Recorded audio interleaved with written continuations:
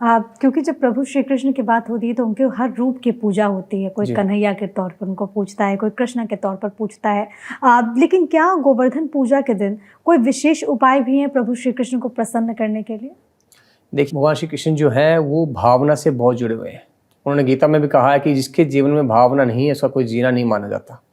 तो अगर आप मन से उनसे जुड़े हुए हैं और अपने हृदय को निश्चल करके अगर आप उनसे कोई प्रार्थना करते हैं, वो निश्चित तौर पर उसको मानते हैं। उनको माखन बहुत प्रिय है बाल रूप में और मिश्री बहुत प्रिय है, तो उनको मिश्री और माखन का भोग जरूर लगाना चाहिए। इसके साथ उनको अगर आप मुरली भी अर्पित करते हैं तो ये आपको विशेष लाभ देगी।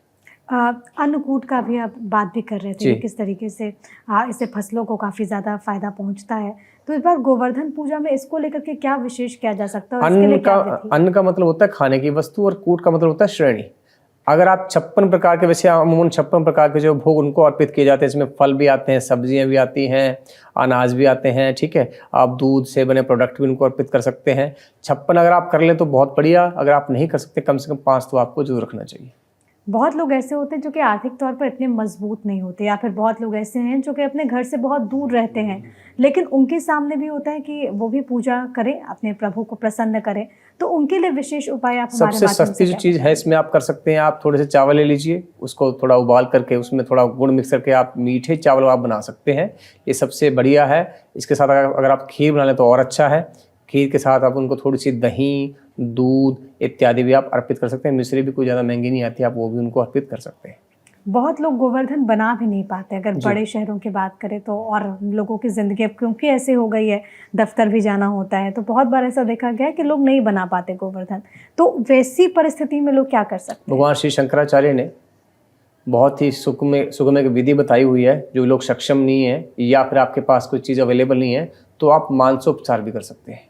मन से आप रचना करिए, क्योंकि प्रकृति की जो मेन शक्ति है वो मन है। आत्मा का प्रकृति में अस्तित्व नहीं माना जाता। आत्मा जो है प्रकृति से अलग होती है। तो प्रकृति से हम जुड़ते हैं केवल मन के द्वारा। और जितनी भी साकार रूप हैं ईश्वर के, चाहे वो भगवान श्री कृष्ण जी हैं, विष्णु जी हैं, भगवान शंकर हैं, ब्रह्मा जी हैं, चाहे आदिशक्ति माता है, वो सारे प्रकृति के अंदर उस निष्कल यानी निराकार ब्रह्म के सकल रूप हैं। इन सब में अगर आपको जुड़ना है तो आप केवल अपने मन से जुड़ सकते हैं। अगर आप पूरा तामझाम भी कर लें, 56 भोग भी लगा दें, आप पूरी गोवर्धन पर्वत बना लें, तब भी आपके अंदर अगर भावना नहीं है, आप इसको एक फॉर्मेलिटी के तौर पर कर रहे हैं, तो आपको कोई फल नहीं मिलने वाला है। इसके बाद अगर आप मन से जुड़े हैं, आप विधि जानते हैं, तो आप अपने मन से उस स्थान पर जो है रचना कर लीजिए। आप तो अगर गोवर्धन पर्वत कभी गए हैं तो आप मन से भी वहाँ पे विजिट कर सकते हैं। मन से आप भगवान श्री कृष्ण को जो है ध्यान कर सकते हैं, आपको संपूर्ण फल उसका प्राप्त होगा। कितनी अच्छी बात आपने कही कि अगर मन से आप उस जगह पर हैं तो आपकी फिर पूजा, और ये शास्त्र विहित भी है। आदि शंकराचार्य ने भगवान शिव का एक मानसोपचार पूजन सबसे पहले किया था। उन्होंने बताया था कि जो मैं हाथों से, पैरों से, मन से, वचन से, वाणी से जो भी पाप करता हूँ उनको मैं आपको सौंपता हूँ। हे करुणाब्धे, आप मेरे ऊपर दया कीजिए।